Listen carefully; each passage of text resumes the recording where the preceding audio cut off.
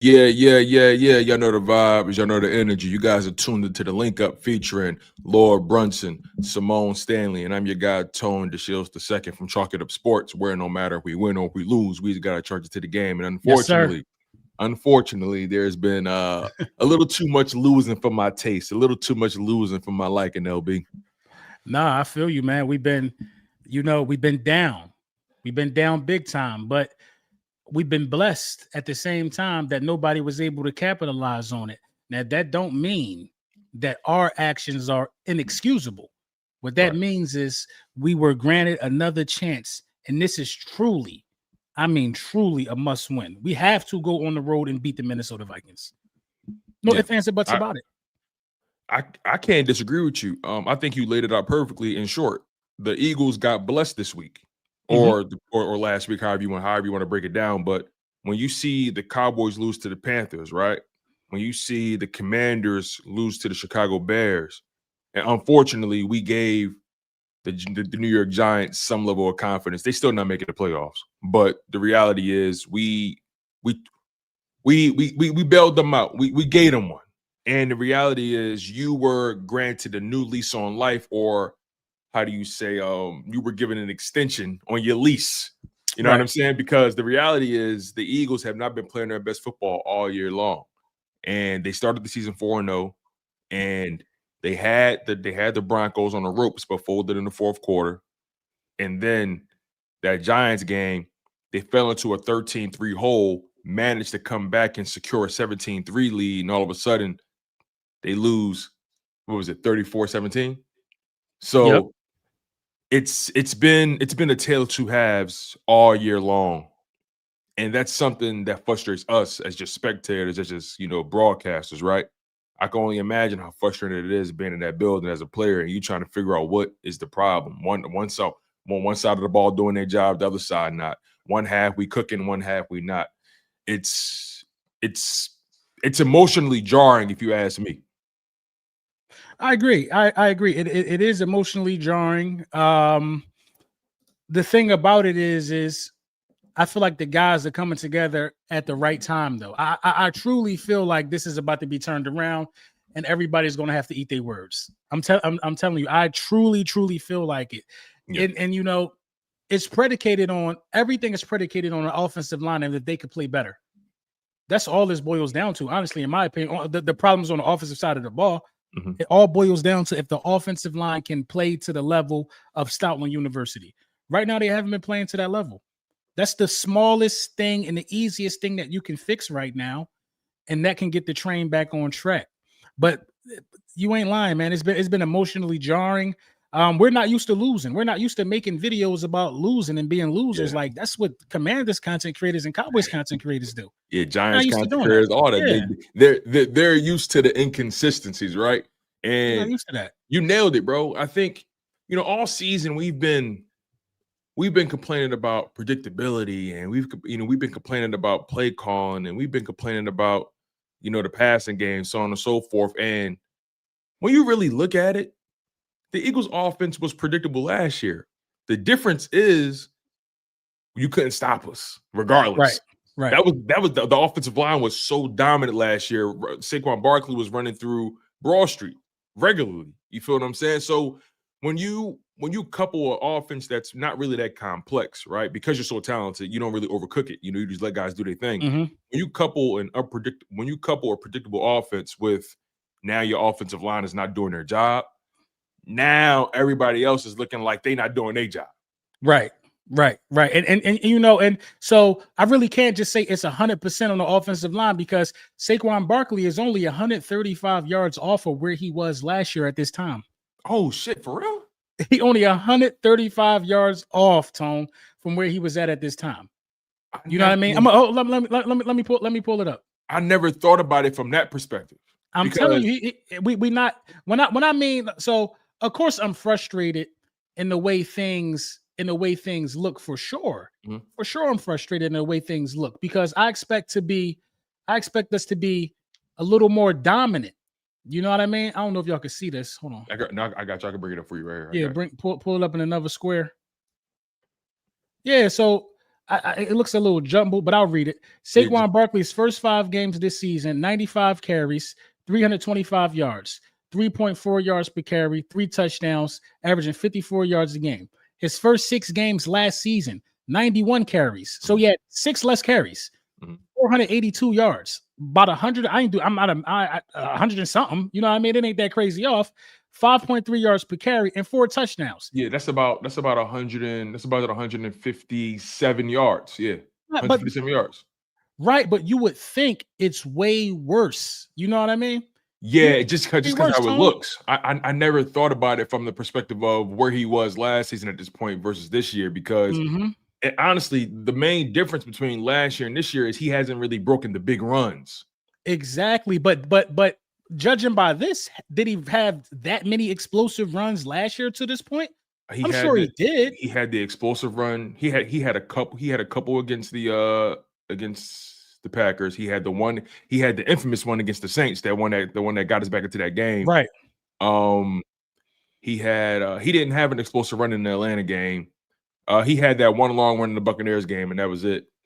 But he didn't go off against the Browns. The Browns was a quiet game for him. Right. He went off against the Giants. And a caveat to this though, Tone, is he had 6 carries in one game. Saquon Barkley should have 105 carries so far on the season. And he should have more rushing yards than he has. Yeah. So not only is the offensive line not where they should be, the coaching staff also held Saquon Barkley back by not giving him the ball in certain situations. Yeah. You know what I mean? But with all of that said, Tone, he's not that far off. Look at Jalen Hurts' numbers right now. To your point, Saquon is actually one big game away from being on track where he was last year. One big game, and I think it's going to happen against the Vikings. I think Saquon is going to abuse the Vikings, to be honest. I think he's going to run for like a $140, somewhere around there. But I think Saquon is going to have his day. But it's a lot of guys that's not far off. You know what I mean? A lot of guys not far off. They talking about Jalen Hurts in the national media as of lately as he like leading the league in interceptions or something like that. Jalen Hurts, 1,100 passing yards, 8 touchdowns, 1 interception, averaging 195 passing yards a game. He didn't average that last year. We are not far off, ladies and gentlemen. Dallas Goedert is on pace for a career year. Yeah, Dallas Goedert is on pace for a career year. Jalen Hurts is his passing numbers are increasing every week. The past two games, he's had his 2 best passing performances. You know what I mean? And granted they lost, but obviously the Giants game, that interception was honestly a gut punch. And missing Devontae Smith, I think they couldn't recover from missing Devontae Smith on that deep ball. They couldn't recover from that, because if they connect on that, it's a whole different game we're talking about. But I think the passing game has actually started to come together, especially as Broncos and going to the Giants game, that first half of the Giants game in particular. It's just and then honestly, they started off real strong with the running game. They got away from it. Right. They got away from it. But go ahead. It's not.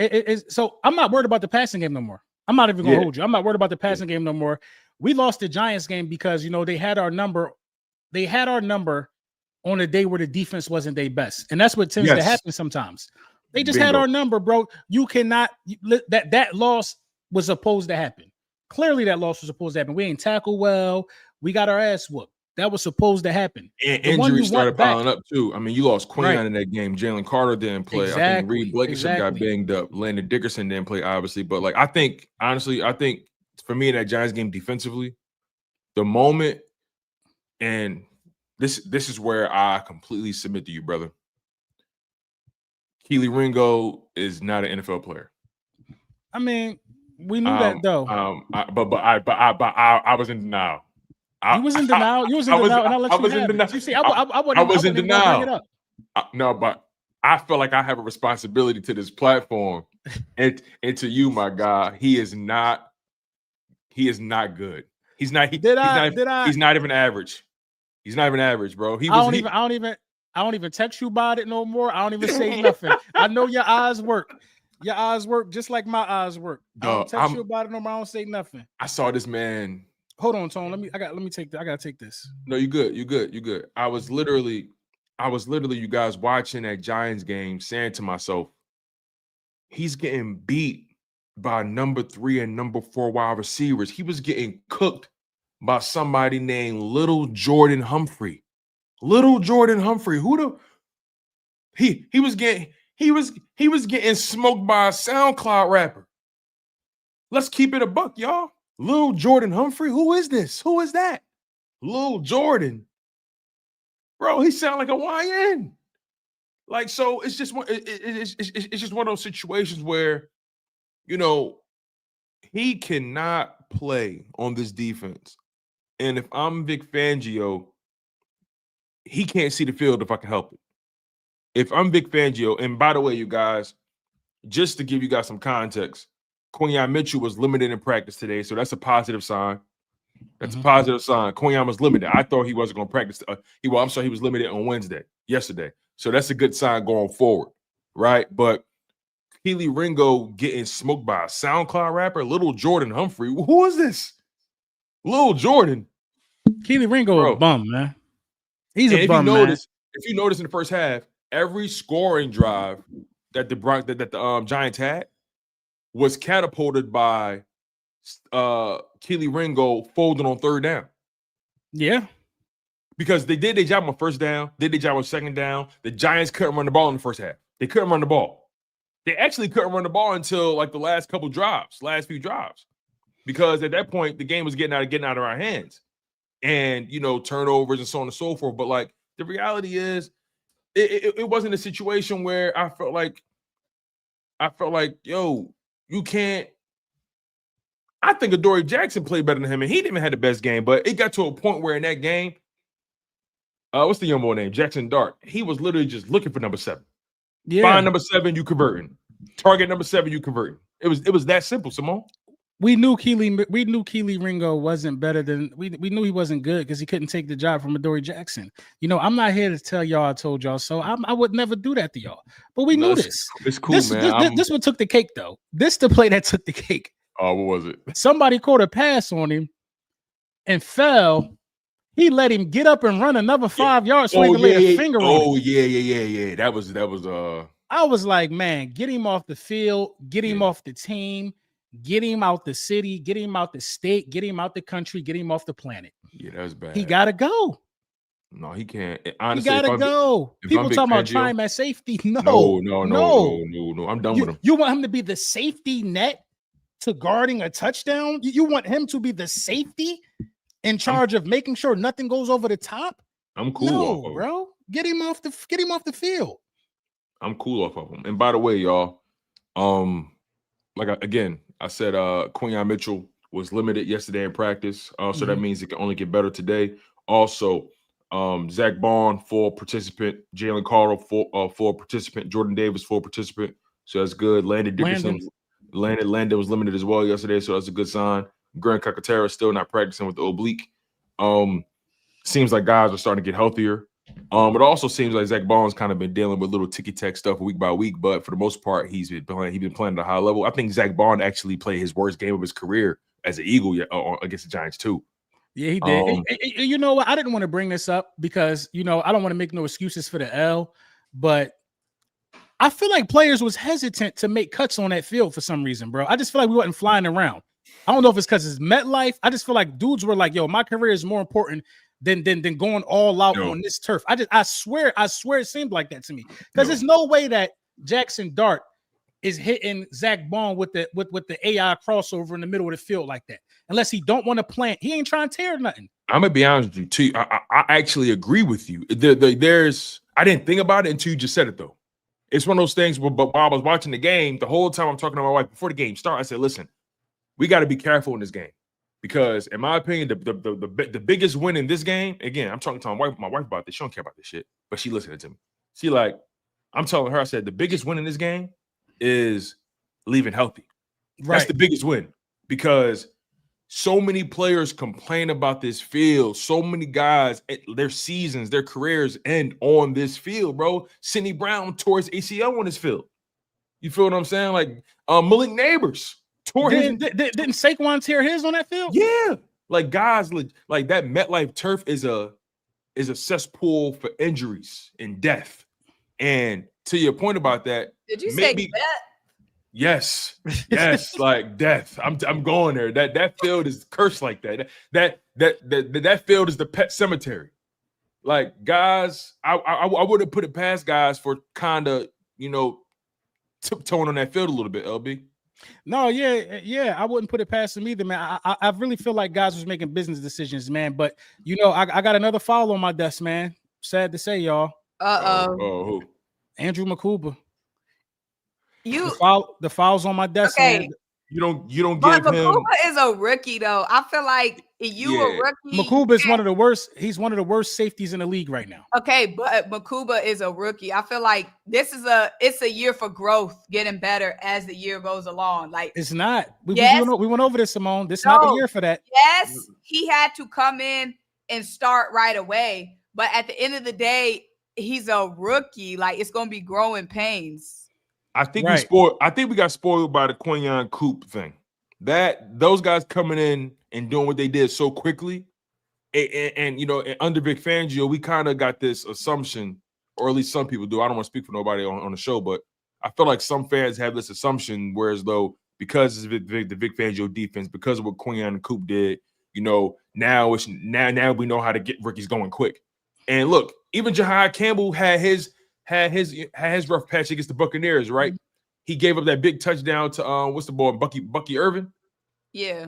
But then he redeemed himself in the end zone, picked off Baker Mayfield, so he redeemed himself, right? Jahai Campbell has been one of the highest graded rookies in football on defense, that is. But to your point about Andrew McCuba, he has had his struggles. He really hasn't had his best game was that Chiefs game, and he's kind of been up and down since then. So I'm not going to act like he hasn't had rough patches, but I understand also he's a rookie, and this is the youngest defense in football as well. And also every week you seeing something new and different. Like you a rookie, you're literally learning every week. Like every week you're seeing something new on the field that you ain't never seen before in your football career. So it could take a little while to come on. I don't feel like a rookie can get a foul on their desk unless they like shoot a quarterback top 10 pick or something like that. I'm like, gonna tell you what. Pick. But this is the thing, like he a rookie, but he not an 8-year-old kid. His issue is he is not understanding where to be. These are things you learn when you're 5. You got school at 8. You know what time the school bus come. You know what I mean? You know what time dinner time is. If mom say dinner at 6:30, you know what time you got to be downstairs to set the table.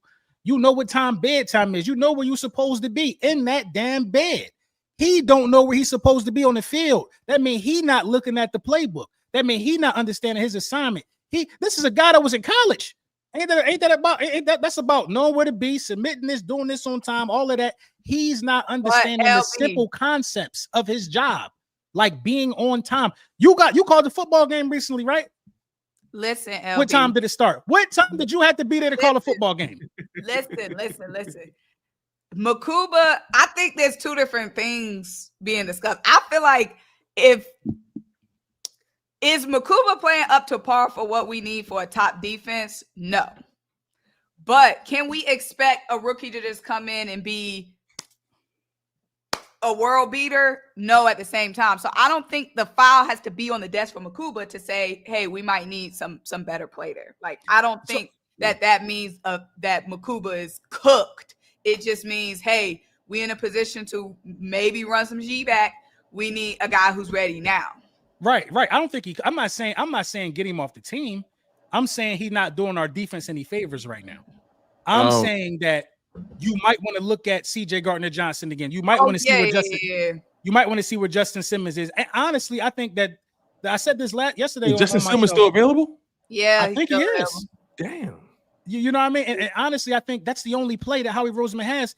Everybody talking about Bradley Chubb and all of these guys. Yeah, it's possible, but like, why would anybody want to help out Howie Roseman and the Philadelphia Eagles? Nobody. Howie is blackballed. They didn't even want to let him trade up in the draft last year. Nobody's about to give Howie Roseman anything. He got to take what's available. And that CJ Gardner-Johnson, you ain't had no problem admitting you made a mistake the other year when you brought CJ in. You know what I mean? You ain't had no problem. You ain't had no problem doing all of that.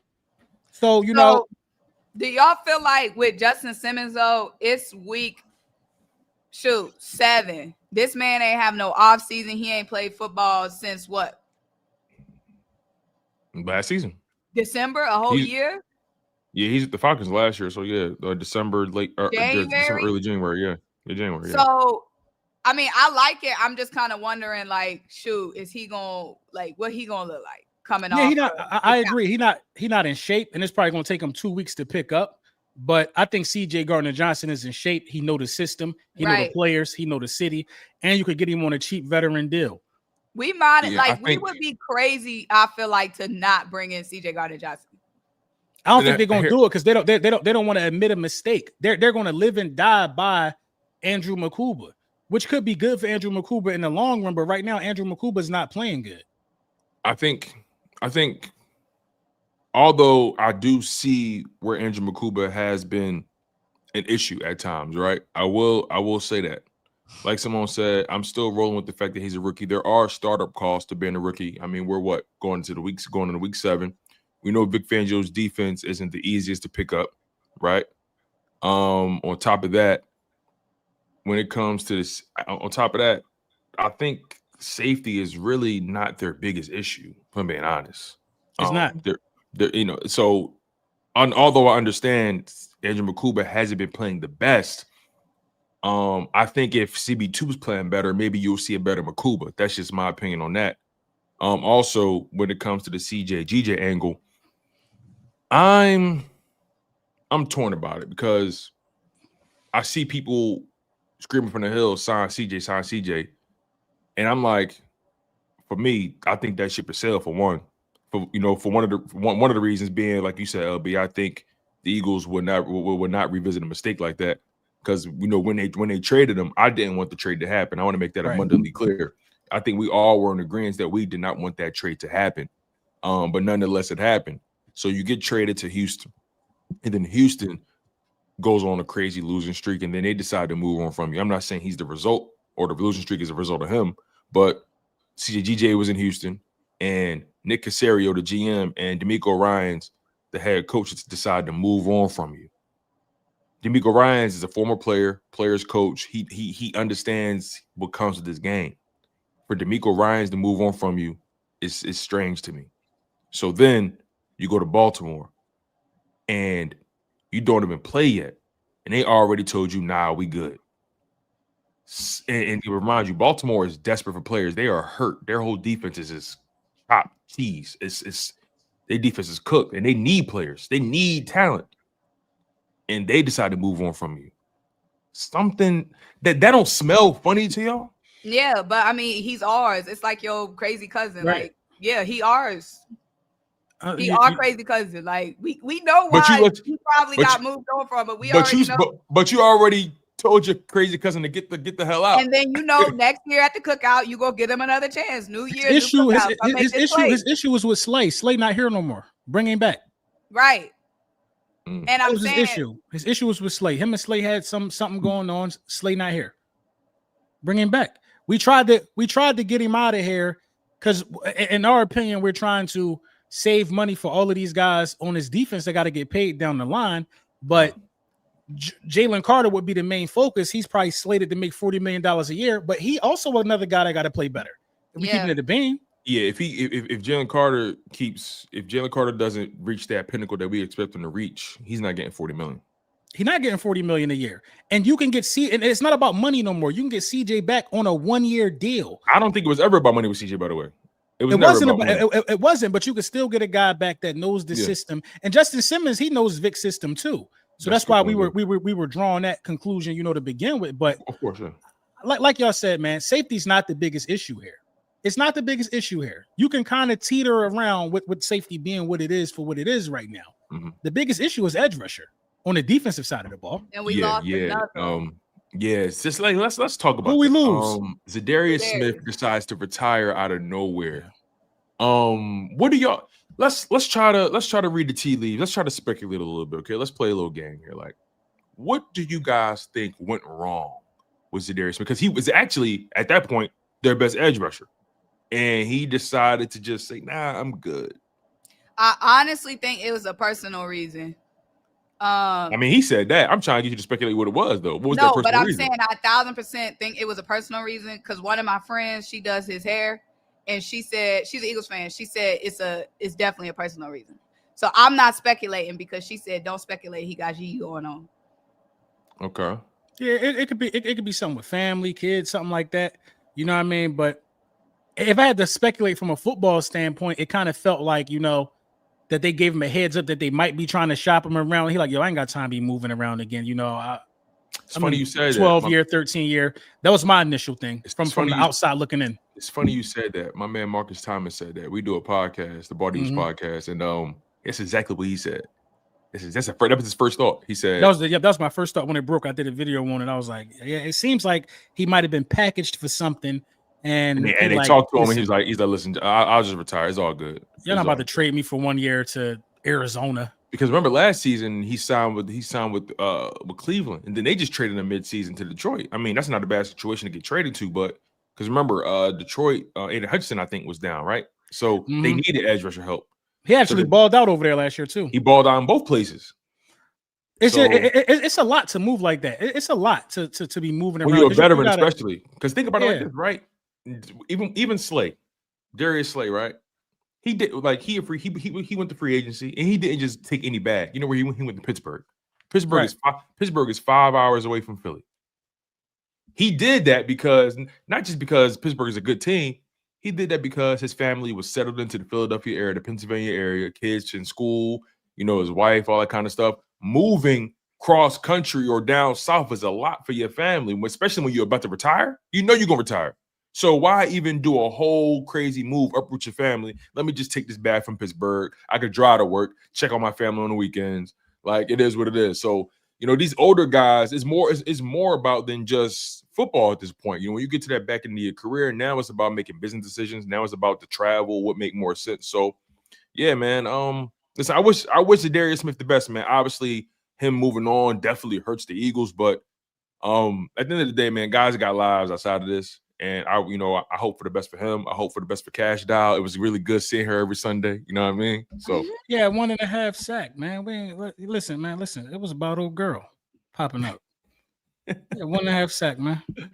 Oh man, Cash Doll, we're gonna miss you. We're gonna miss you, baby. We're gonna miss you, Cash. 2-game legend, Cash Doll. We're gonna miss you, Cash.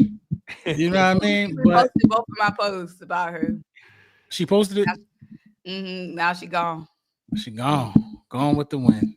Going with the win. But I do think there is a simple fix to fixing this defense. I do think there is. How simple we talking? Because again, I think the defense just started becoming a little bit of an issue. Because it started with, in my humble opinion, I think defense issues started in that Broncos fourth quarter and it carried over to that Giants game. I think the defense has actually been pretty solid up until that point. I think it started in the Giants game, to be honest, because in that fourth quarter of the Broncos game, it was some crazy penalties called on the defense. And I'm like, okay, I guess this is the way the NFL going. Then I see players doing the same tackle Zach Bond did, not getting flagged. I see people taunting, not getting called. I just think the defense caught bad breaks. I think the officials was on some BS at the end of that Broncos game. It's a simple fix, I think, to fix an edge rusher, and I think to just putting more leaders on the field. Does it start with Jahai Campbell and Kobe Dean? It does. I think you got to put Jahai Campbell in a more Micah Parsons-esque role. I think he's physically capable of putting his hand in the dirt and wreaking havoc on that defense, on that offensive line. I think he's physically capable, especially this week. You know, they don't got the best offensive line up there. And if you get Nakobe Dean right back next to Zach Bond, you really don't lose anything crazy in terms of linebacker core. That was a real good duo last year. You know what I mean? I think it starts with trying other guys out at the position, man, seeing who could get to the edge rusher, seeing who can get to the quarterback, man, because we are so unathletic. It don't make no sense, man.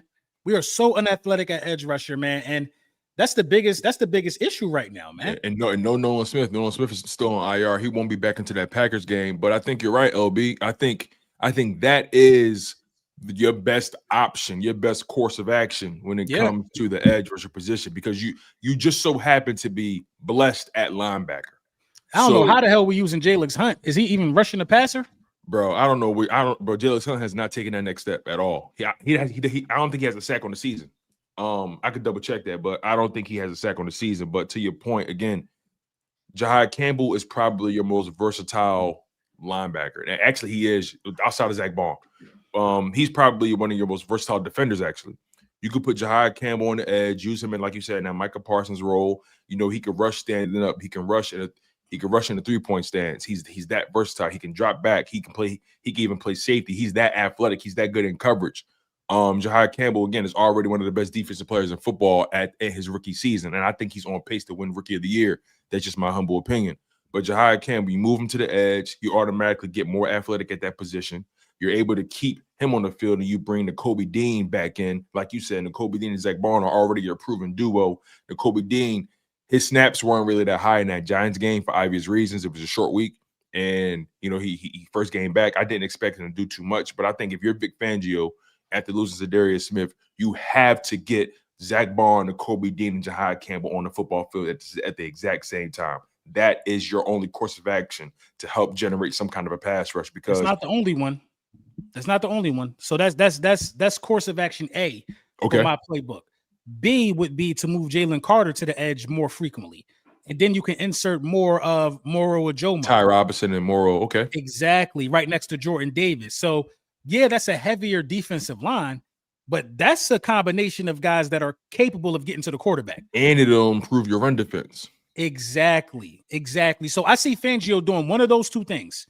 He could do both of those things actually in game. He could mix it up at times. I don't think that he'll move Jahai Campbell to edge.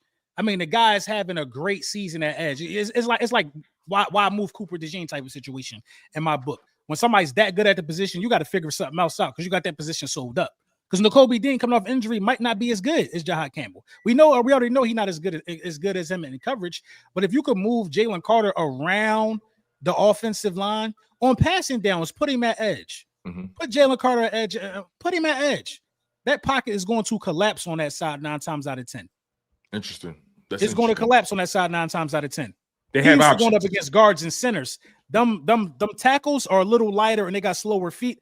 I like moving Jalen Carter around more and more on the defensive line that I think about it. I think that'll give him a boost of production, and you can be heavier. It will solidify what you got going on first and second down. Yeah, I like what you're saying. I think overall it gives them options, at least for the front seven. It gives them options, it gives them versatility. And I think you can check all those boxes over the course of a game, just by giving defense different looks.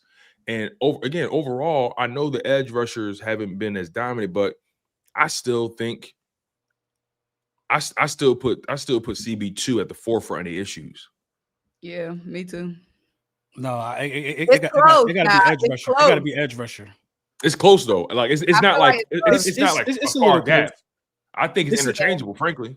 Like it's a little close, but if you say edge rushers one, I'm not gonna argue. The reason why it's going to edge for me is because it starts there. I've seen it started at CB2 before the season started. I've seen Adoree Jackson make some good plays, but I'm not worried about Adoree at this point.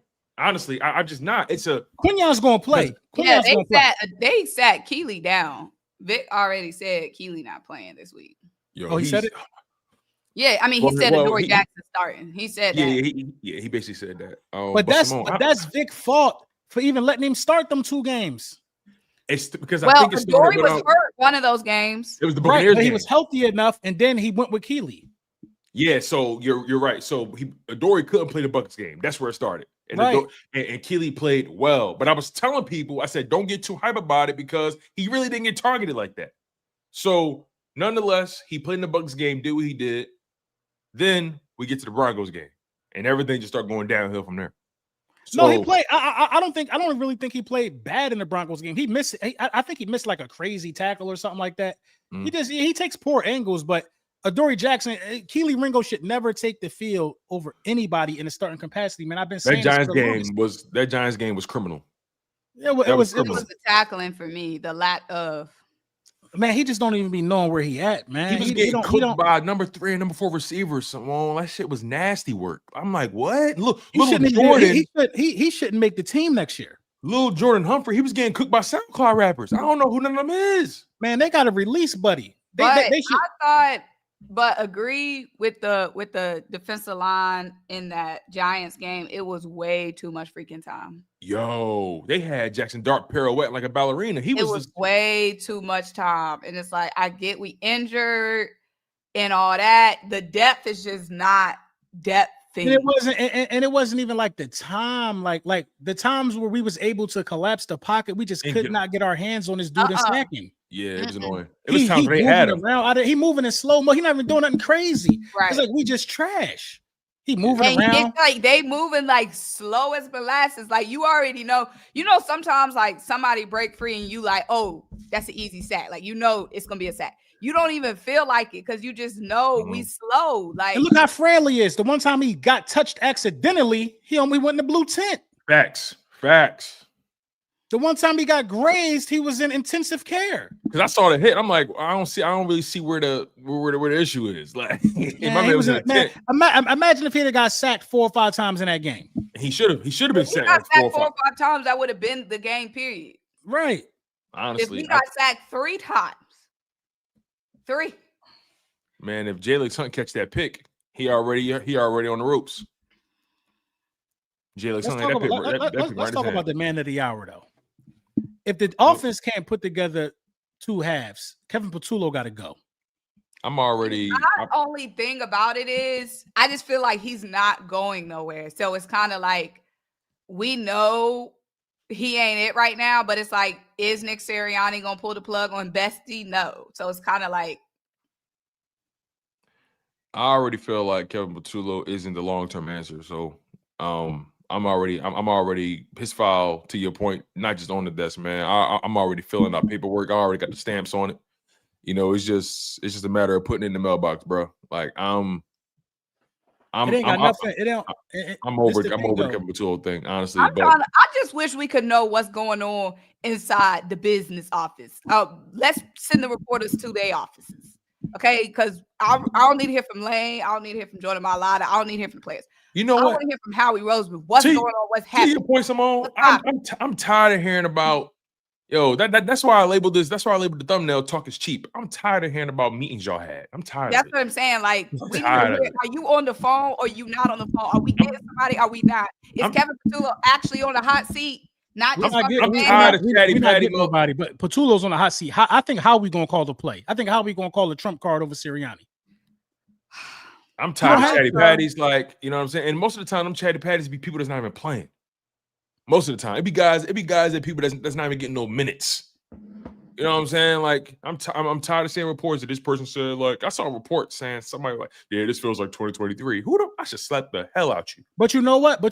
I don't believe that report now that I think about it. The more I think, it's why not make something up right now for the low-hanging fruit? There's low-hanging fruit. Everybody been saying that. There's low-hanging fruit. That's what I'm saying. No, but I'm saying like right now is the perfect time to make that shit up if it didn't happen. If nobody said that, right now is the perfect time to make it up for some clicks. You want to know why? Because we got big ass mouths. We run into the media talking way too damn much. So it's believable. Yeah, it's believable. Even if it's true or not, it's believable. I don't think right now at this juncture, anybody has the balls to run to the media and say that it's looking like 2023 because it's not. It's not. It's nowhere near looking like 2023, man. It's not, man. And like the unnecessary smut on Brian Johnson's name because Kevin Patullo was failing is ridiculous, man. Kevin Patullo was nowhere near as good as Brian Johnson was that year. Nowhere near. Yeah.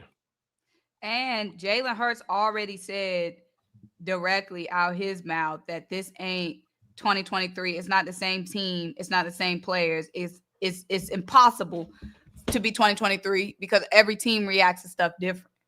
Right? So, why will we still talk about 2023 and when 2025 just happened and we just won the Super Bowl? Why are we talking about 2023? That's long gone. That's long gone. You know what I'm saying? It's weird energy when people keep making that comparison. And frankly, the roster is damn near entirely different. You got a whole new culture, damn near, like since that point. New coaches. Like I love our defensive coaching staff, like top to bottom. I don't care what nobody say, man. Jalen had his best year statistically in 2023. So how does it look like 2023? Outside of the interceptions, I mean, yeah, right, for sure. Let me push it forward for you guys, right? Because obviously, we cover the birds, and it's very easy to think in the micro when it comes to the Eagles, right? But I want to zoom out and kind of get some perspective on not just the Eagles, but also the lay of the land as it pertains to the NFC and the AFC. Because LB, we kind of started the show off with the fact that the Eagles were granted a few more they were granted some space, some breathing room, because the NFC East didn't capitalize on the Eagles' 2-game losing streak, right? Mhm. And obviously the Giants beat us, but the Commanders lost to the Bears in dramatic fashion.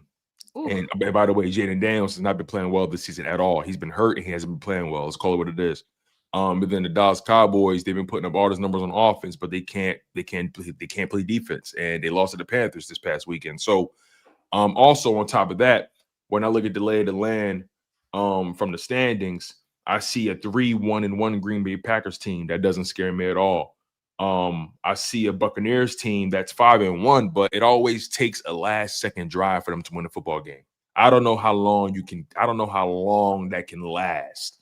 I see a 49ers team who's 4-2, but is an injury unit, like a mass unit, right? You got Fred Warner, who's done for the season. George Kittle's supposed to be coming back week 7, week 8, maybe. They're both quarterbacks are dealing with injuries. They don't know who's healthy. I see a Seattle Seahawks team who's talented, but I don't trust them. I see a Detroit Lions team that has 4 wins on the season, but 4 of their wins have come up against the Bears, Ravens, Browns, Bengals, teams that don't really play too well defensively. 2 of their losses actually came up against playoff teams, and guess what? They lost. They lost to the Packers and they lost to the Chiefs in dramatic fashion. So how serious, how real are the Detroit Lions, right? I look at the Chargers, a team who everybody was waxing poetic about when the season started. Then they went on a 2-game losing streak, and they finally got a win to break that cycle, right? I see a Buffalo Bills team who started off like the Eagles, 4-0, and all of a sudden Josh Allen is playing some of his worst football these past 2 games, 4 turnovers in 2 games, right? So all I'm trying to say is, and also the Chiefs, right? The Chiefs are a team that's, I guess you'll say, starting to figure it out, but as of right now, they're what, 3-3, or what is it? Let me double check it here. They're 3-3. I just look at the NFL. I see a 4-2 Rams team. I see a 3-2 Vikings team. There's nobody in this league who's completely created distance between themselves in the field as the team to beat in football. And all these teams are dealing with their fair share of issues. But the Eagles' issues are highlighted because they are the reigning Super Bowl champions. Jalen Hurts is probably the most polarizing quarterback in football because they make it that way. But when you guys look at the lay of the land, as I described it, how do you guys feel as it pertains to the Philadelphia Eagles? I mean, I feel like you said, like, you know, we're blessed that no team has established like any type of dominance, but at the same time, none of that's gonna matter if we don't fix our own G. So, like, Sunday, the ball is in our court. This is gonna be a nerve-wracking game for me, man. That's what I'm saying. Jay Jettas. That first time that deep ball go in the air, I'm gonna be like, Lord, have mercy. That's Jettas. Because you know they're gonna test it early. Like, we gotta get pressure. We got to, and can we? Shoot, they didn't even know Zadarius was retiring, so they trying to scramble and figure G out this week. So they said it was a complete surprise for them. Meaning, what the hell they got planned for Sunday? Who's throwing for Minnesota this week? Is it Wentz or McCarthy? Carson Wentz. JJ practiced yesterday. It's still up in the air. Yeah. It's still up in the air, but JJ did practice yesterday. I hope it's Carson Wentz. He's not playing. Carson Wentz is playing. I honestly hope it's JJ because I can't deal with the media storm of Carson Wentz. I'm cool with it. I'm cool. I hope it's Carson Wentz because that's like extra fuel for Jalen. I know Jalen don't like his ass. I hope it's Carson Wentz. Jalen isn't the issue or Jalen's fuel. Jalen said he had fuel going into this game. Oh, it's a short week. Less time I have to sit on the laws. It's not even about individual fuel. It's about the entire offensive game plan. It's about the defensive line. It's about Adoree Jackson. I don't think so, man. I don't think it's solely about Adoree Jackson, man. I think it's about the team, man. I think it's about all of these guys and how they collectively respond as a unit. Like I'm tired of the shoulder shrugging and all of that. It's like it's just time to man up, man. It's time to man up. The offensive line need to push people around. They need to run the ball. They need to assert dominance with the run. They need to run the ball with physicality. They need to remember who they are. They need to create lanes for the best running back in the game.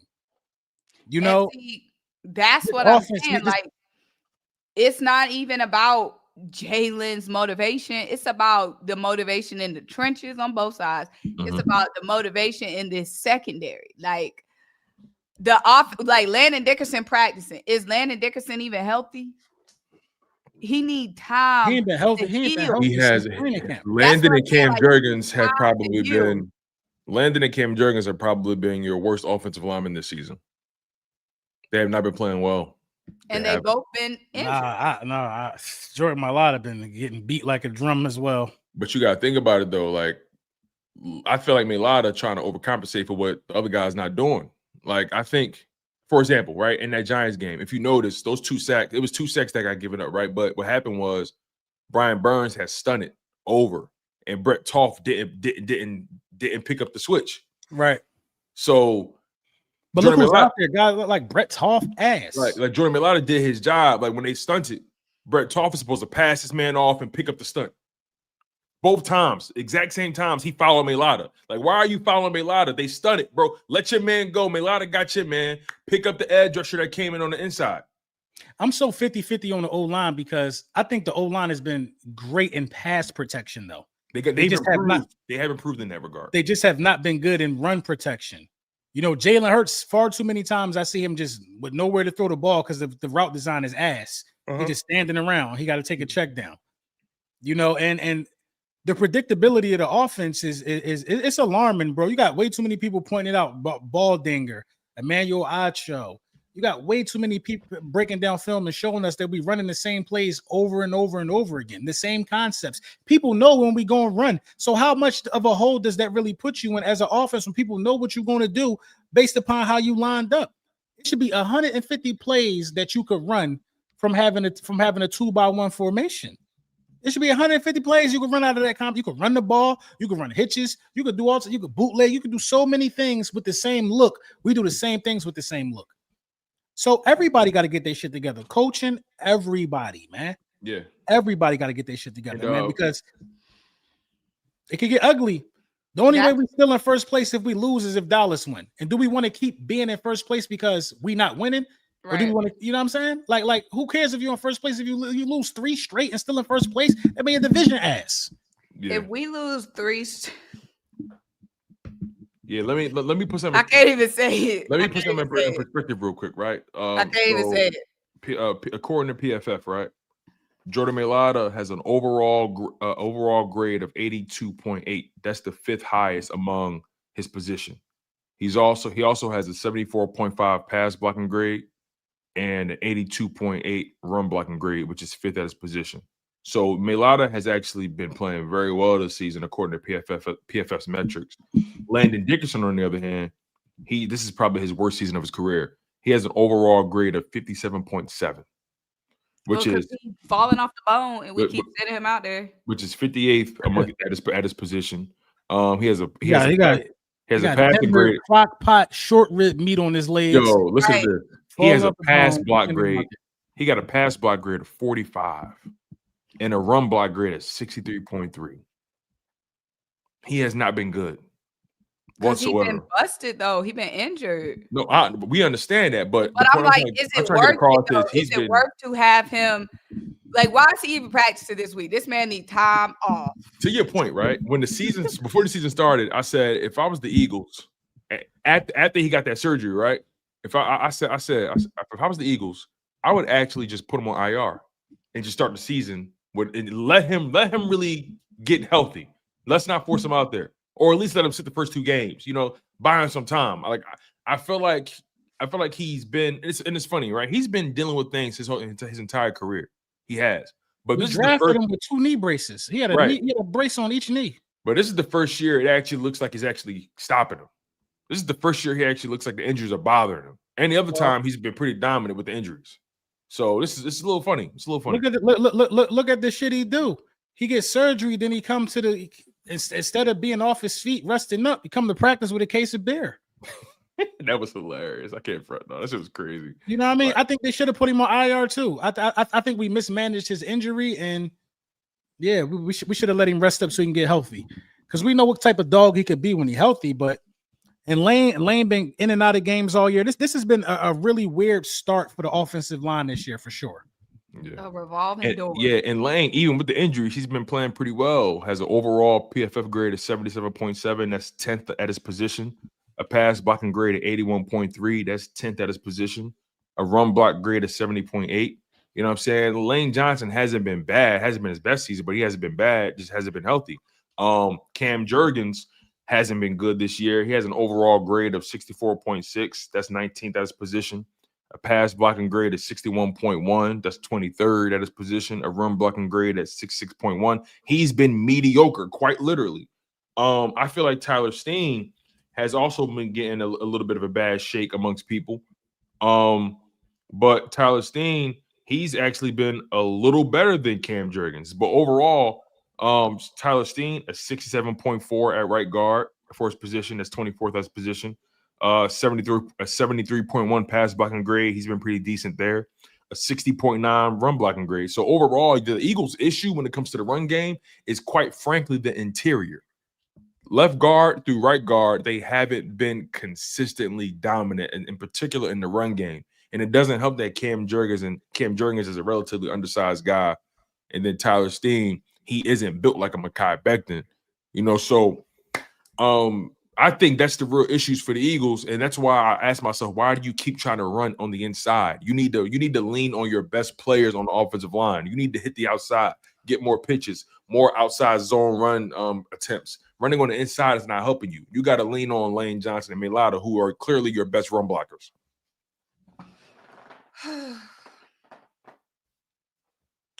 Man.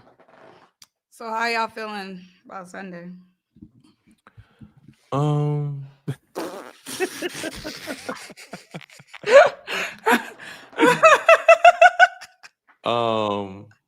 don't even know. I'm just wake up. I'm kind of lost for words because it's like I don't care what happened, man. You just need to win at this point, y'all. You just need to win at this point. Yeah, I'm saying like we need to win. Somebody need to get fired. Somebody like Kevin Patullo needs to get fired if the offense don't look good this week. I don't care if we win or lose. If the offense don't look good this week, he need to get fired. Yeah, man. Look, Carson. I don't care. Jalen Hurts has taken way too much heat this last week over this loss. Yeah, he missed some throws, but the noise for Jalen Hurts has been way louder than the noise for Kevin Patullo in the 5 weeks combined. That's because they're bored. That's because they're bored of the Kevin Patullo talk. They're bored. Jalen Hurts has not been your problem. Right, and you got people running around here. And Jalen Hurts is the problem is nuts. You got people running around here talking about Kevin Patullo ain't the problem. How long have we been watching football, bro? We scored 17 back-to-back games. They've been calling him the problem the first 4 or 5 weeks. All of a sudden, he not. What changed? You know what I'm saying? What changed? Jalen Hurts got to make every throw. Everything got to be perfect to win in this system. What the hell kind of? That's not a system then. I saw people on WIP in particular. I'll say his name. I saw Joe DeCamera trying to give a pass to the Phillies before he give a pass to the Eagles. I don't even know who that is, man. I don't watch that shit. I'm like, yo, hold on, time's out. You give more grace to the Phillies, a team who has been given everything and done nothing with it. Meanwhile, Jalen Hurts is a guy who's maximized his opportunity in becoming the Super Bowl champion, the Super Bowl MVP, brought the Lombardi back to Philadelphia. And you mean to tell me y'all talking to him like he chopped liver? I don't really like the discourse around Jalen Hurts these past couple weeks because my thing is it just speaks of ungratefulness. The Sixers have given you nothing. The Flyers have given you nothing. The Phillies are basically the Andy Reid era of the Eagles. They get far, they make it to the playoffs, but guess what? They get their ass kicked in the end and no results.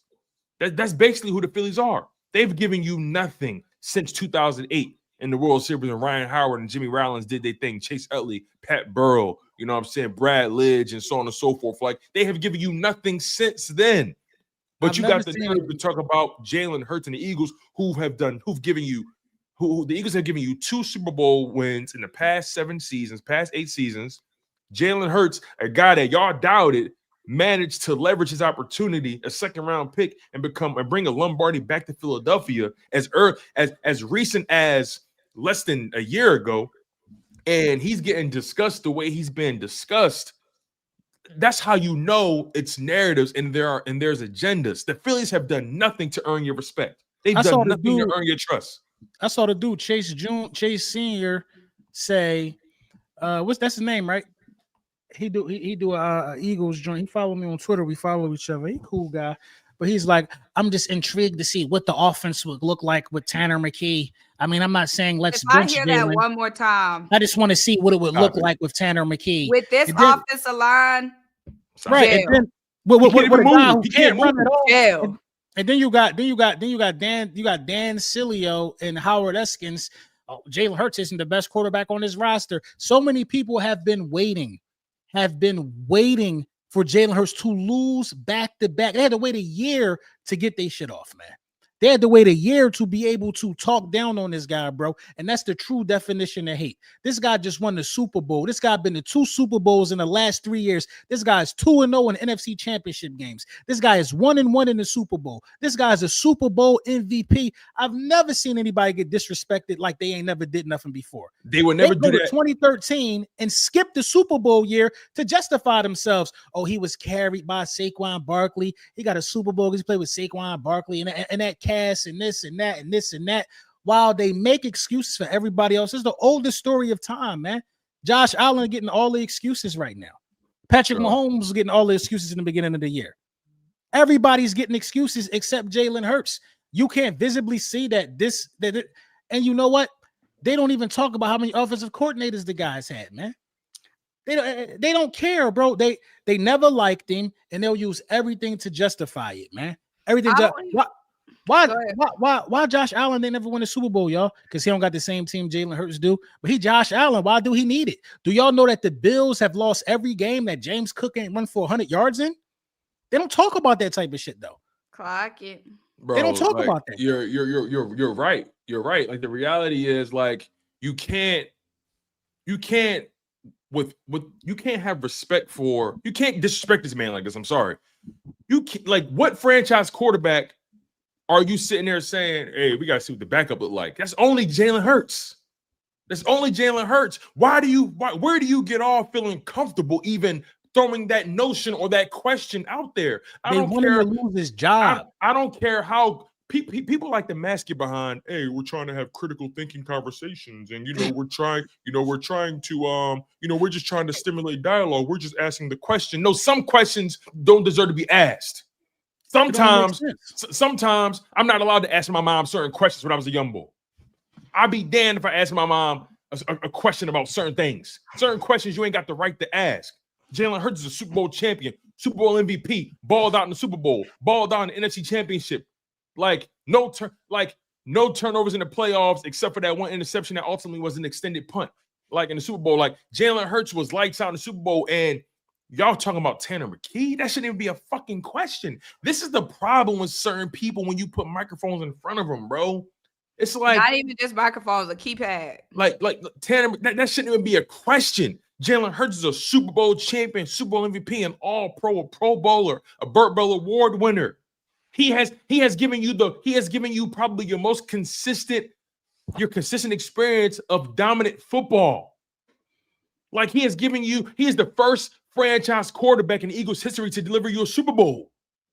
Yeah, think about that. You want to think critically. What franchise quarterback in the past has given the Eagles a Super Bowl? What quarterback that the Eagles get the bag to actually lived up to the bag? Who? Nobody. Jalen Hurts. Jalen Hurts got the bag. Matter of fact, Jalen Hurts took you to 2 Super Bowls, got you 2 NFC Championship wins, got you a Super Bowl win. He got the bag and lived up to it. And they hated and they hated him doing it every chance of the way. Who that? Cool. That's recapping the losses. If y'all don't get into somewhere else, like stop it. Like stop it, bro. Like it's weird. It's weird energy, bro. They hated the dude from CBS. Some dude, he looked like a bottlenose dolphin. His goddamn picture is going all over my Twitter right now. They saying that this is not a good football team. Do y'all realize this same guy said that every week during the playoffs and picked every team that beat us during the playoffs? and pick the Chiefs against the Super Bowl, somebody don't know what the hell they talking about. Somebody don't know what the hell they talking about, man. These guys just legitimately cannot stand Jalen Hurts. They can't explain his success, and I'm over it, man. I'm tired of it, man. You know how hard it is to find a quarterback that just want to do everything it takes to win? We blessed to have Jalen Hurts over here, man. So all you people from where these people from, man?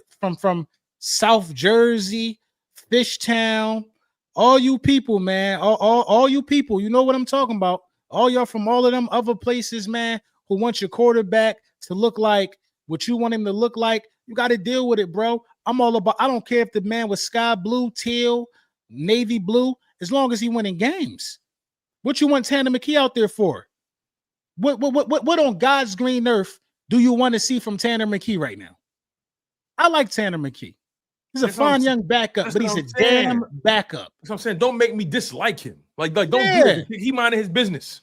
Like, don't when people that's how you know, man. It's like, I understand the Eagles are big business these days, but y'all gotta be more creative with y'all talking points. Like talking about, we got to see what Tanner McKee looks like. And Tanner McKee, let's keep it real. Let's keep it all the way real. Tanner McKee barely beat the Giants in week 18. And then all we did was see him play like a quarter and a half, or what was it, a quarter or something like that against he went up against two trash defenses in the Cowboys and the Giants last year. And you talking about you want to see Tanner McKee. Tanner McKee has shown you, they making me get. Tanner McKee has shown you nothing. Man, let's get to these supers. I got a dentist appointment. We'd be talking. We'd be talking about how stupid these people are for the next hour. You're lucky I ain't got time, because I got time, but I don't. Yeah, man. Let's get to it, because they definitely to my mouth. Pause. Ew. That's crazy. That's nasty work. All right, let's get to it, man. Let's get to it. Let's see here. Somebody just dropped the $49.99 in that hole. Yeah. I think that went to you, big dog. Let me see. I don't know who that went to. I don't know who that's for. Let's for the see. family. Let's see here. All right, we got Davon School Beat says, "Damn, my boy Rogers wanted to leave." Shaking my head, damn, man. That's funny. That's the word. That's what he was saying. Well, no. So a report came out. Yeah, it is confusion. It was a report kept coming out saying the Eagles tried to match it. He said he ultimately agreed with the Vikings deal, and immediately he came out saying, "Don't believe everything you read, y'all. I'll see y'all on Sunday." He probably didn't think he was going to play here, so I would have left too. And then too, it's these same reports when it's who reported this. It'd be no source. Who said this? Who is the source? It'd just be like, I don't like him saying "see you on Sunday." I hope AJ. That's what I'm saying. It's too many folks. Word, my man, Word with the super chat. Thank you, man. Appreciate it. He says Hurts got 13. I'm glad you said it. That's what I wanted to say earlier, but I forgot. He says Hurts has 13 total touchdowns on the season, right at the top with the rest of them. Couple of missed passes here and there, and we might be talking MVP. We bit that far off. He basically saying we're a little far off. But basically, the point is, like, Jalen Hurts has been productive this season, right? I'm looking at his numbers here. 1,172 passing yards, completing 68% of his passes, averaging close to 7 yards an attempt, 8 passing touchdowns, only 1 interception on the season. 50 carry. He has 150 carries, 195 rushing yards, averaging 4 yards a carry, 5 rushing touchdowns. What's going on with you, boy? Someone pulled the plug on that Wi-Fi.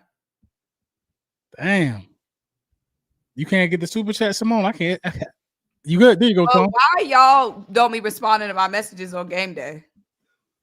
Nobody got time for that. We lost 2 straight. Yeah. What you was talking about? What was the last text? All I said was law. No reply. Last 2 games. What you want from me, Symone? What you want from? What you expecting? Like, I'm just looking for group therapy or something. Goodness, like. Oh yeah, you did. No, that wasn't last week. You said both games. I messaged y'all during the Broncos game. No, she did. And I ain't say nothing. I messaged y'all versus the whoever Giants. we played. Giants. I ain't say nothing. I know I didn't say nothing. So I can't remember front. that. I disappeared. I had to, you know, so crazy. I had to like take a break. I had to, like, good thing it was my wife's birthday. Good thing it was my wife's birthday weekend because like I was able to really unplug and just enjoy her in that moment. But man, And but that's no, when I tweeted after the Broncos. I was like, dang, I know it's bad because I ain't get a text back. yeah, you definitely did tweet that. I think I liked it. I can't remember, but I nonetheless, think yeah, I like it. She was talking about you. I Y'all, know. Sunday got me shook. I'm nervous, man. Losing 3 straight. I'm nervous, man. I'm nervous. Yeah, If we man. lose 3 I'm only straight, worried about the corners in that game. That's it. I'm only worried about the corners. the defensive line, the offensive line, yeah. Wallace Pratt. Wallace Pratt. But Said yeah, LB told Tony Symone Ringo was ass. yo, They listen, knew it too. They just was trying to be encouraged. They was trying I'm to be trying encouraged. to just be nice. yeah, that's what I'm Yeah, saying. they knew like, it too. But that foul was on my desk since it was 90 degrees out. I was trying to be optimistic. You know what I'm saying? I can't be optimistic about a brother. Like now, listen, it's over for him. He got cooked by a SoundCloud rapper. That's why and stuff like that got my patience short for guys like Makuba. Makuba is a rookie. Ringo, yeah, so he could ride the bench and learn the playbook. Now, yeah, I'm not saying he might. Yeah, I ain't saying cut him. Yeah, but I'm saying like he need a little grace. Now that don't mean he need to be on the field if we get a better option. Let's see, Miss Hey, Fanny. trifecta, Tone. I super chatted 20K. She meant $20. A whole bunch of money. I super chatted $20 saying all off season that he was penalty prone, but everyone else said this was his year to shine. Dude can't cover a parked car. Dang. Not a parked car. He can't be the little weather protector. I love Miss Fanny, man. Miss Fanny is hilarious, but if Miss Fanny donated 20K, I'm off into the Super Bowl. Let me stop playing. But anyway, shout out to Miss Fanny. I appreciate you, sis. Appreciate you. All right. William Johnson. He says, "What's up, everybody? I'm glad to have independent content creators like you guys to bring the information. Certain radio stations and the national media is only interested in pushing narratives and public manipulation." Yes, right. William, you're absolutely right. And it's so funny when you gotta fill 4 hours of time, your lack of talent gets exposed. If you ask me, I'm sorry. Like you create narratives and so on and so forth, and it just speaks of laziness. It speaks of laziness to me. They give no solutions either. They just talk about that's another thing too. They give no solutions. They give no solutions. We sat here and gave two or three examples of how we could fix the pass rush. They don't do that. We'll see. That's a great point, LB. Like that point cannot be understated. They don't want to provide you any reprieve. They want to just continue to, rile you up and have you going into your second lunch shift, going into your second shift with an attitude. You know what I'm saying? Like they really don't want a solution. They don't want a solution. The chaos is what gives them clicks. At the end of the day. Word back again. He says, my first thought watching they held out Q and JC because of the field. They would have played if it was any other game. I can agree with that. That's interesting because the moment Q went out, my man took his helmet off, had the beanie on. I knew he wasn't coming back. Oh, that sight was hard to watch. When I saw that, I was like, oh, he ain't coming back. That's game. All right. Linda Washington. Thank you, Ms. Linda. She says, Vic says Ringo will have to play if Q not able to play. He said that? Well, I mean, what else would happen? No, fuck that. This is what I would do. I'm putting Coop on the outside. I'm putting Dory out there, and I'm putting Mac McWilliams in the slot. I'm doing whatever I can to keep Keely off the field. I'm sorry. It's crazy. It's crazy that now this is your temperature. Yeah, ice cold. You ain't even got no temp right now. You were in Antarctica. Was like, see, the thing is, we get a sweet spot with Keely Ringo's timeline. I'm over with that. Keely Ringo, see the way the timeline works. When it comes time to pay these That's guys, what you said. Perfect sweet spot. Yo, oh my God, yo, she got that shit down pat. We need to go get Stephon Gilmore, bro. I've been wanting Stephon Gilmore all year. Financial standpoint, I'm looking at the financials. Stephon Gilmore, man. I think we still should go get Stephon Gilmore. Man. The financials is these super chats. That's what it is. Oh Lord Jesus, y'all! I'm scared. At this point, Mac McWilliams and Perry Nickerson can't be worse. I like Perry Nickerson, actually. I like Perry Nickerson, too. I like Perry Nickerson. We might see him this week. Shoot. We might see him.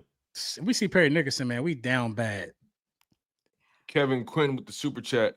says LB, why you care so much about the Commanders, man? Because y'all ass. Why do you care so much about the Commanders? They haven't given you anything in 33 years. Y'all not like. Why do you care? It's not about why do I care. That's a great Why do you point. care? Last time y'all won something, Rayful Edmonds was still running around selling crack in DC. Yeah, AI wasn't even at Georgetown yet. Last time y'all won some, black quarterbacks was an anomaly. Come on, was it what was it? What Doug Williams? Was it Ronald Reagan administration? Right, the Was crack Bush era. even in office? Y'all ain't won since the crack era. What we talking Y'all ain't about? won since Contra. Like, come on, Y'all man. ain't won since Contra. Like, why do y'all care? Why are y'all running around? Kevin Durant called y'all the Manders. Y'all nicknamed the Manders. They ain't won since Castro was in office. What we talking about? Like, Fidel. I'm confused at why do y'all care? Did you not see your quarterback fumble the ball? Did you not see your quarterback fumble the ball? The game was won. I tell you what. If he man up and if he man up and touch something else, that might be a little damper. Maybe he'd know how to handle that football. I'm just saying. Yeah. My man talking about why we care about the Commander. Commanders is nothing to me, man. My man doing Campbell's chicken noodle soup commercials with his mom. And I saw the play. That was the play from the beginning.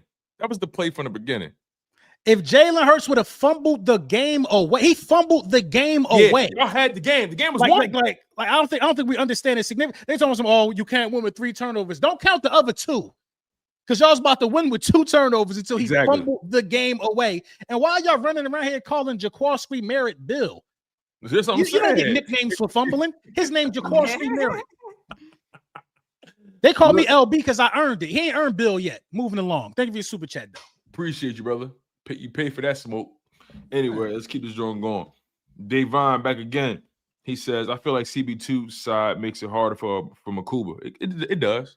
It does, but also Makuba has been out of place quite a few times, so he got to wear that. No, he got to wear that. Makuba need to be where he's supposed to be on time. The first thing I learned from maybe he need to go to a military school. The first thing I learned was be there on time. Be where you're supposed to be on time. That's the rule. That's you save a life being where you're supposed to be. I don't care what y'all talking about, rookie or not. The people, the greeters at Walmart know where to be by the front door. The Walmart greeters know where to be on time. They know where to be by the front door. They have to check a receipt. They have to. No, we gotta start treating these people how they're supposed to be treated. Oh man, Bird Gang 4-2. Thank you for the super chat. Get our record out of the thing. That's bad. This is bad luck. I'm sorry, y'all. I'm nervous about the game. Everything I see from y'all right now. Cash got a tour coming up. Oh, that's why he left. Hey man, get her out of here, man. Maybe she was just get her out of here too, man. All I care about is the win. It was good seeing her in that midnight green. I'll tell you that though. No, get her out of here too. She can go too. Michael Hardy with the $5 super. He says, you better cheer up. You better get you some pre-workout or something. I just don't like not knowing what the hell we gonna see on Sunday. Like we're gonna see a win. I'm confident. Jahad was a 5-star recruit at Edge. They moved him to linebacker at Bama because of Will Anderson. Oh yeah, I forgot about that. He was a 5-star recruit at Edge. That was the only reason he played in linebacker because of Will Anderson. That's the only reason. I forgot about that. That's a good call. Good call, Michael. Move him to the edge. Move him to the edge. So maybe we do see him play more. Listen, I think that you have to do that. You lost. Like you have no choice. You have no choice. Last year we made a deciding factoring move by moving Coop to the slot, and it changed our season. We did. 24 Bird says Seth Joyner said Lane Johnson might be planning to retire if he gets another ring. He might not have much left in the tank. Well, I think he said that. Lane Johnson said they win again this year. He retired. He definitely said that already. Well, that's not. Well, really I don't news. care. Listen, if they win again, I don't care what he do. You earned it. You got 3 rings. Go ahead, rock out. Listen, he can go to Cambodia on a mission trip. I don't care what he do. Like, I told y'all last year. I don't care. I don't care if we don't win a game this year as long as we won that Super Bowl last year. And now look at you. Yeah, out of pocket still. You definitely did say that. And God is showing his face. We 4-2. Relax. No, I'm saying before the season. Hold on. Like, oh, we need him. Oh, Keely ain't it? I was like, I thought you said if we win, you don't care what we do. I don't. The funny thing if we is, repeat, though, right? now it moved. If we repeat, I really don't care what happened. Yo, if we repeat, Jalen Hurts can retire tomorrow if we repeat. He can retire day after. I don't care. Y'all so freaking cap. I But know. the funniest know, thing I after know. the loss, it don't be funny because it be seeming so intense, is when LB do his post-game video after the loss, it be Yo. seeming like so severe, so dire. Like I don't know if I don't advise nobody to watch that. I did it my be post bringing game. my mood down. My post Like, games, my post games feel are like we lost a war or something when he come on. nah. Don't watch my post games either. My post Then games. I get in the bed. I get in the bed. Guess who was watching my post game? I'm trying to go to sleep. I don't want to hear myself again. She just shaking her head. I'm like, look, man, look. She was like, Because after the Giants game, I was like, okay, let me listen to LB, try to get some positives. Well, nothing. You know positive damn well. Video made me feel like I needed to pack up my whole YouTube, everything overdone, cooked. not yet. Yo. It wasn't that positive after that one. I'll be honest with you. Literally, after that game, I wasn't on Twitter. I disappeared for like 3 or 4 days. I disappeared. I did my post game and I didn't do content until Tuesday. I couldn't disappear. The streets was looking for me. They had helicopters, binoculars. They were. The streets Choppers was looking. out. People And hanging off the ropes. all I with said was, "We binoculars. will get the last laugh." And look what happened. Listen, my first tweet after week 6 was order has been restored. Because Cowboys lost, Commanders lost. They got reminded that, hey, relax. I did see you disappeared on the timeline, so you hadn't tweeted in days. I did. Yeah, man, get out of there, man. Listen, just focus on yourself, man. Man, it was my wife's birthday weekend. I I had a reason. Well, wifey turned 31. You know what I mean? We celebrated. You know what I mean? I need to stay out them streets. Yeah, bro. It was Twitter streets are how you say something rough for somebody. Tay Touchdown said we need all the talent on the field at once. I agree with you, brother. All right. Damn, let's read the super chats. The 18 super chats. Yes, it's 34 of them now. I'm trying to hurry up these Jones. At this point, I'm just gonna read them and just keep pushing. So Tay Touchdown said we need all the talent on the field at once. I agree, bro. Green Wingman with the super chat says all I can say is that I have ran into a bunch of Eagles fans on my trip to Atlanta, so I'm going to take it as good vibes. Hey, man. Yep. Marie Steele says, don't forget we do got the Hard Knocks NFC East. Hopefully we will see a little bit of what's going on. I ain't watching that shit, man. Yeah, that shit. All it's gonna do is get me hyping and get me low. And you know what? You know what? I think that was bad for us, bro. I think that's why people talking so much. Too many cameras around them. You know what? I forgot about the Hard Knocks though. They in the locker room. They there the whole step of the way. You think that's kind of throwing them off a little bit, just in general? Hell yeah, it's kind of throwing them off because they have to kind of show some personality, so they got to do too much. They're gonna be on TV. You don't put no camera in front of no diva. AI with super chat says Jihad, 2 DNs, Kobe 2 linebackers, Coop 2 outside, CJGJ at nickel. The King family with the $50 super chat says bring back CJ to put in the slot, put Coop on the outside, then trade for an edge or put Zach there on certain downs. We'll be back in business. I agree. I like that. Green Wingman back again with a super chat says with so many coordinators this brother has gone through, I'm shocked he hasn't turned into the black Alex Smith. That's another thing too, right? Jalen Hurts been through a lot, yo. A lot. And he you know what he said? Lombardi, Super Bowl MVP. Like, come on, man. Your favorite quarterback couldn't withstand what Jalen Hurts been through. Let's call it what it is. Y'all favorite quarterbacks couldn't survive the turnstile at OC. AI back again says MF's he said they hate Howie. He said they hate Howie. We have solutions in house. I feel you, AI. He says, cool Eagle SNE TV. I'm still pretty lost as a fan. I'm with y'all as I'm uncertain with the problems we have. Jettas, Addison, they having a MAGA rally if Wentz do us in. Oh man, that was good. No, they is, bro. Bro. I want to say it, bro. Yo, if Wentz win, you know what they're gonna say? We should have kept Carson Wentz, please. If Wentz do us in, bro. That's what I'm saying. I'd rather play JJ McCarthy this week. No, I don't want to put ourselves in the position to maybe lose to Wentz. I want to crush him. I want to crush him too, but there's a chance we could lose because we already know he's spamming Jettas all game. You know he is. He gonna look for number 8 or number 7 and throw I that ain't gonna lie. ball. So I watched the Vikings Browns game. He's still throwing a little decent ball, low key. Yeah, He's still getting there. No, statistically, he's he has since becoming a starter, he's 2-1. He's threw 5 touchdowns, 2 interceptions. He's completing 69% of his passes, 759 passing yards. He's been sacked 12 times though. And if our pass rush ain't rushing G, he was solid. He's been solid. He's been a backup quarterback too, though. He will throw that pick. Yeah, he Let's will not do forget that. about that. If we catch him, I think it's gonna be too much pressure. We had some picks thrown our way. We ain't haul in every game. Yeah. Man, I gotta smoke the shit out of him, especially if he play. I gotta smoke in these guys if he play. I said that about the Giants, man. I can't say shit else. I can't say nothing till they do something. Yeah. 24 Birds says this ain't college. Ain't no NFL team throwing their backup quarterback in the line of fire because the franchise quarterback lost a couple games. Exactly. Y'all need to tighten up. Y'all need to talk with a little more belief. You talking about who? Y'all talking about I can't say nothing. Y'all better say something. I can't. What can I say? Champs. Listen, as the week progresses, I'll be talking more shit. Don't worry. They wanted you to come on that show too, Symone.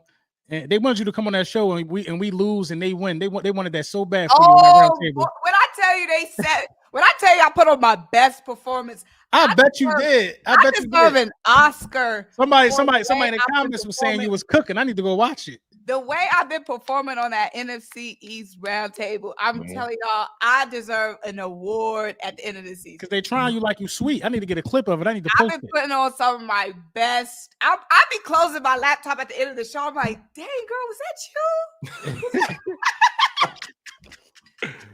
I'll be like, Dilly, did you hear me cook them? Did you hear you? Like, yeah, you was cooking. Yeah, you were cooking, man. You were cooking. That's word. That's Jay Graves. Even the Giants, I came on the show late, still packed his ass up. I need to be coming in there late. I need to come in the comment section next time. The last show, you gotta watch the last show. I packed. I'm watching it at this right on my ride to the dentist. Jay Graves said teams had a year to study to see Hurts have trouble with zone reads and both O-line hurt from off-season surgeries. Yeah, you're right. It's look, man. Well, we got plenty of time to figure this shit out. Thank you for the super chat, Jay. Dank says they calling folks Jalenites. Where they do that at? What? Dana Scott says my favorite crew. Keep with the great work, LB. Please take the Makuba file off the desk. The QB1 slander is out of pocket. Hugh Douglas mentioned Jalen's mom, who raised them. Who raised them ninjas? WIP and Jacob Buns. We're gonna be okay. Go Birds. Mom. Appreciate you, Dana. I didn't see that.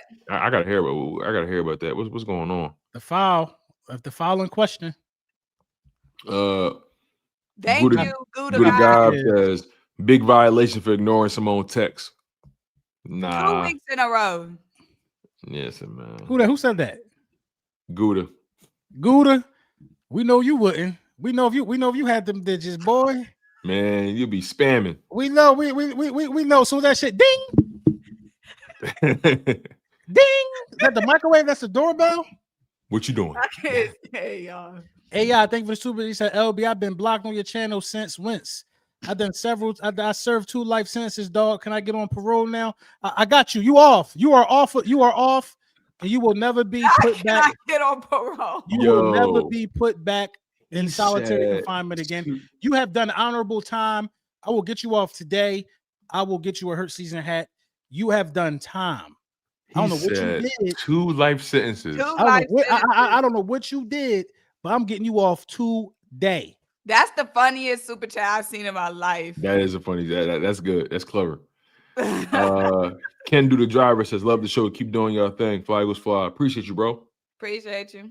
Kevin Quinn says it's all good, LB. No, it ain't all good. That's all good. It ain't all good.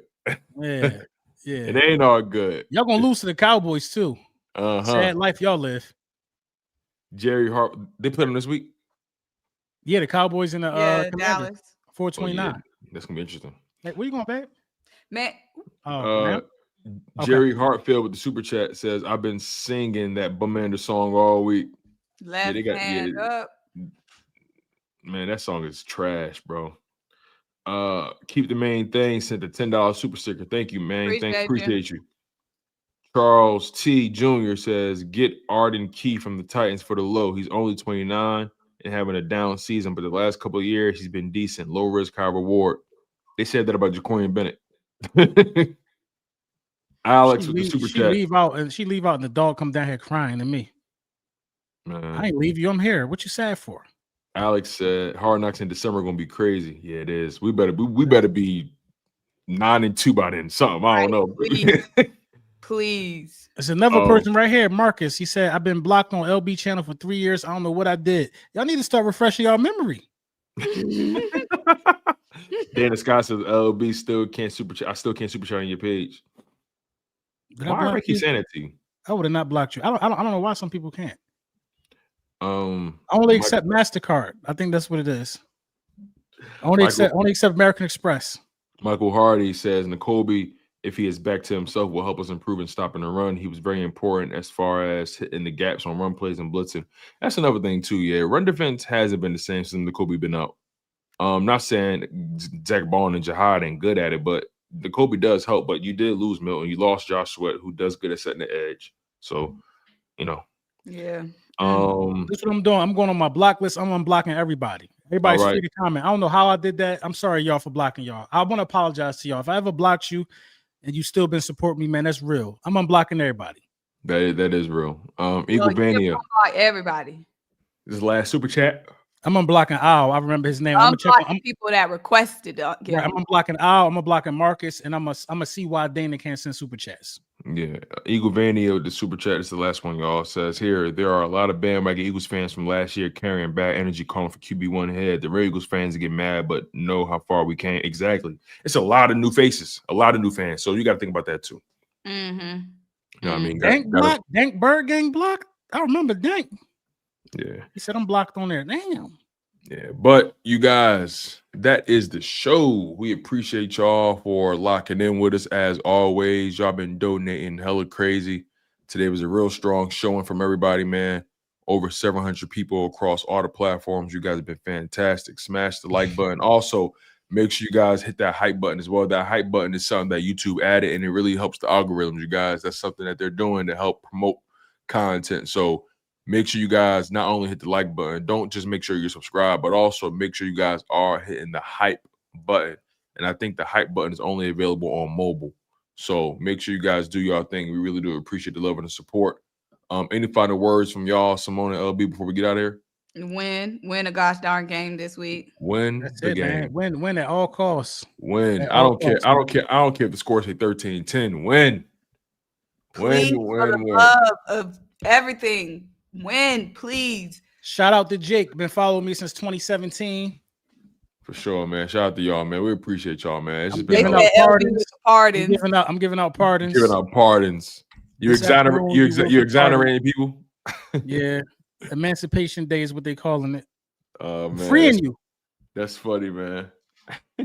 I won't block y'all again, man. I don't know what I was doing. I probably was going through something. We might have been losing. Y'all might have been talking crazy, but LB was on his Dr. Umar. He was having a block party. Right. Yeah, it's not professional. On that note, y'all been tuned into the Link Up. She's Symone Stanley. He's Laura Brunson. I'm your guy, Tone DeShields II. And as always, fly Eagles fly, y'all. We out of here.